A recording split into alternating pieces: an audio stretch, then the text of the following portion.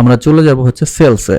সেলসে click করলে আমরা দেখতে পারবো যে মাত্র আমরা 1300 টাকার একটা সেল করলাম, প্রোডাক্ট সেল করলাম, যেটার আইটেম ছিল 10টা এবং এটা পেড হয়েছে। আমাদেরকে পেড করা হয়েছিল 1500 টাকা, আমরা ওকে চেঞ্জ করছি 200 টাকা এবং স্ট্যাটাস হচ্ছে কমপ্লিট।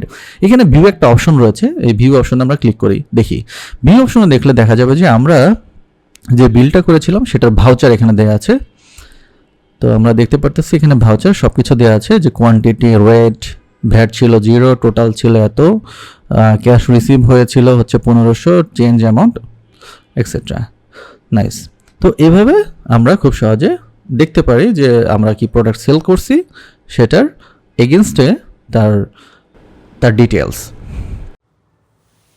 আমার দোকান, আমার ব্যবসা, আমার নিয়ন্ত্রণ।